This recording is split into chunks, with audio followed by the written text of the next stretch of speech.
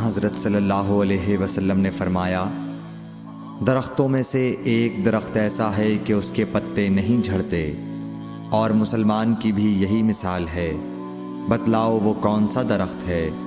ये सुनकर लोगों के ख़यालात जंगल के दरख्तों में चले गए।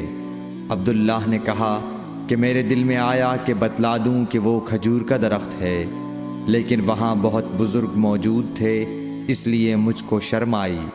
आखिर सहाबा ने अर्ज़ किया, या रसूल अल्लाह, आप ही बयान फरमा दीजिए। आप सल्लल्लाहु अलैहि वसल्लम ने बतलाया कि वो खजूर का दरख्त है। सही बुखारी हदीस नंबर 62।